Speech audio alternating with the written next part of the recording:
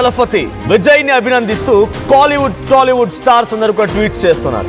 విజయ్ ని రజనీకాంత్ అభినందించారు.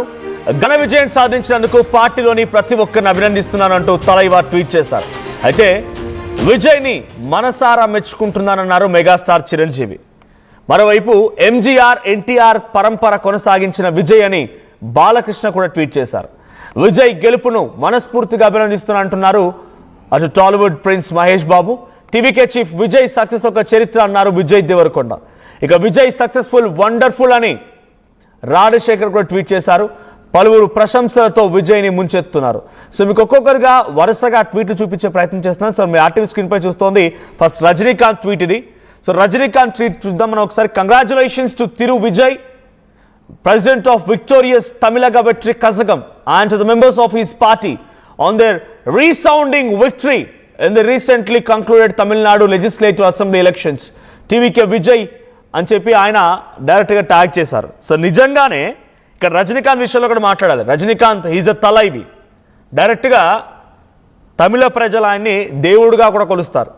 అటువంటి వ్యక్తి సైతం పార్టీ పెట్టాలని అనుకున్నారు, పార్టీ పెడుతున్నానని చెప్పి అనౌన్స్ చేశారు, త్వరలోనే పార్టీ రాబోతుందని చెప్పుకొచ్చారు. కానీ ఆఖరికి వస్తే ఈ రాజకీయ చదరంగంలో మనం సెట్ అవ్వమనుకున్నారేమో కానీ వెనకడుగు వేశారు. కమల్ హాసన్ కూడా పార్టీ పెడతానన్నారు, పార్టీ పేరు అనౌన్స్ చేశారు. ఆ తర్వాత ఏం జరిగిందో తెలియదు, సైలెంట్ అయిపోయారు. మళ్ళీ ఒక రాజ్యసభతో సరిపెట్టేసుకున్నారు. ఇలా ప్రతి ఒక్కరూ సాహసం చేద్దాం అనుకున్న వారే కానీ సాహసం చేసి సక్సెస్ అయిన వాళ్ళు ఎవరు లేరు. అది తమిళనాడులో అయినా తెలుగులో అయినా ఎక్కడైనా కూడా ఇండివిజువల్గా సక్సెస్ అయిన వారు ఎవరు లేరు. For the first time cinema industry మొత్తం కూడా ఎక్కడైనా ఎప్పుడైనా ఎప్పటికీ గుర్తుండిపోయేలా గుర్తుంచుకునే వ్యక్తి టీవీకే విజయ్. బికాజ్ మీరు అనుకోవచ్చు గతంలో ఎన్టీఆర్ కూడా ఉన్నారు కదా అని చెప్పి. ఎన్టీఆర్ కూడా తెలుగుదేశం పార్టీ అప్పుడు స్థాపించినప్పుడు అప్పుడు ఒక ఐడియాలజికల్గా తెలుగు వారి అస్తిత్వము, తెలుగు వారి కీర్తి అనే రకంగా, తెలుగు వారి ఆత్మగౌరవం అనే రకంగా అప్పుడు పార్టీ వచ్చింది. ఆయన వచ్చిన తర్వాత అఫ్కోర్స్ 1 year లోపే ఆయన ఎలక్షన్స్కి వెళ్ళారు, ఎలక్షన్ సక్సెస్ అయ్యారు, ముఖ్యమంత్రి అయ్యారు. కానీ ఆయన చేసిన హార్డ్ వర్క్తో పోలిస్తే విజయ్ చేసింది చాలా తక్కువ. ఎంత హార్డ్ వర్క్ అంటే మీరు ఆయనకు సంబంధించి అంటే యంగ్ జనరేషన్స్కి చెప్తున్నాము. యంగ్ జనరేషన్స్ మీరు స్టోరీలో విన్నా, లేదంటే కొన్ని సినిమాలు ఆయన బయోపిక్ కూడా వచ్చింది ఎన్టీఆర్ది. సో ఆ ఎన్టీఆర్ బయోపిక్ చూసి అర్థమవుతుంది. ఎక్కడెక్కడికో తిరగడం, ఎక్కడెక్కడో పాదయాత్రలు చేయడం, ఎక్కడెక్కడో బస్సులతో వెళ్ళి మీటింగ్లు పెట్టడం, ఆయన వెళ్ళిన చోటల్లో కొన్ని వందల మంది, లక్షల మంది జనం అక్కడికి గుమికూడడం, చాలా గ్రౌండ్లో హార్డ్ వర్క్ చేశారు. ఆయన ఒక అస్తిత్వాన్ని పట్టుకుని ముందుకెళ్లారు. కానీ విజయ్ చాలా షార్ట్ టైంలో పార్టీ పెట్టినటువంటి ఈ జనరేషన్లో ఇంత సోషల్ మీడియా ఇంపాక్ట్, ఆయనపై వచ్చిన ఇంత వ్యతిరేకతలో, అప్పుడు ఇంత వ్యతిరేకత, ఇంత సోషల్ మీడియా ఇంపాక్ట్, ఇంతలా ట్రోల్ చేయడాలు, ఇంతలా ఒక మనిషిని అసాసినేట్ చేయడాలు, క్యారెక్టర్ అసాసినేషన్కి పాల్పడాలు లేవు గతంలో.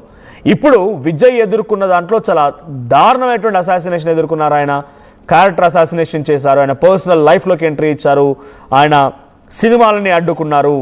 అంతా ఇంత కాదు, కానీ ఆయన ఏ రోజు కూడా రోడ్డుకి ఎక్కి ధర్నా చేయలేదు, ఒక సోషల్ కాజ్ మూవ్మెంట్ కోసం రోడ్డుపై కూర్చుని ఆమె నిరాహార దీక్ష చేయలేదు, కార్ల మీద కూర్చోలేదు, నేను ఒక మతమనో ఓ కులమనో ఎక్కడా చెప్పుకోలేదు, చెట్ల కింద కూర్చొని భోజనాలు చేస్తూ ఆయన పిఆర్ స్టంట్స్ చేయలేదు. జెన్యూన్గా వాట్ హీ ఈజ్, ఆయన ఎలా ఉండాలనుకున్నారు అలాగే ఉన్నారు. పబ్లిక్ ఆయన విశ్వసించారు, ఆయన వైపు నిలబడాలనుకున్నారు, ఓటేసారి గెలిపించారు, ముఖ్యమంత్రిని కూడా చేయబోతున్నారు. సో ఇప్పుడు వరుసగా ట్వీట్ చూపిస్తాను మీకు. నేను రజనీకాంత్ ట్వీట్ చూసాం. Next one more tweet. Right ఒకసారి చిరంజీవి ట్వీట్ చూస్తున్నాం మనం. Yes, Chiranjeevi tweet, dear actor Vijay, hearty congratulations on this outstanding and well deserved victory in your first election. May you continue to inspire, lead and serve with unwavering passion and purpose. My best wishes to you for your public service to the state of Tamil Nadu and its people. So గతంలో చిరంజీవి కూడా ప్రజారాజ్యం అనే party పెట్టుకొచ్చారు. చాలామంది Prajarajyam party పెట్టినటువంటి తొలినాళ్ళలో తిరుపతిలో జరిగిన ఒకే ఒక్క సభను చూసిన తర్వాత చిరంజీవి తెలుగు రాష్ట్రాలకి, అప్పుడు ఉమ్మడి ఆంధ్రప్రదేశ్కి ఇక ముఖ్యమంత్రి అన్న చందంగా మారిపోయింది. లిటరల్లీ ఎవరు కూడా ఆయన ఆయన ఈ రకంగా ఒక ఫెయిల్ అవుతారు, పొలిటికల్గా మళ్ళీ బ్యాక్ స్టెప్ వేస్తారని ఎవరు అనుకోలేదు. చిరంజీవి ప్రజారాజ్యంతో ఒక విజయం సాధించబోతున్నారు, ముఖ్యమంత్రి అన్నట్టుగా మారిపోయింది. అది సినిమా స్టార్లకు ఉన్నటువంటి స్టార్డమ్ ఈజీగా పబ్లిక్లో రికగ్నైజేషన్ వస్తుంది. ఆల్రెడీ కొంత గుర్తింపు ఉంది కాబట్టి పబ్లిక్ ఈజీగా యాక్సెబుల్గా అంటే గుర్తుపట్టగలుగుతారు. ఆ తర్వాత ఆయన వచ్చారంటే ఆయన చూడడం కోసం కొన్ని లక్షల మంది ఎగబడతారు.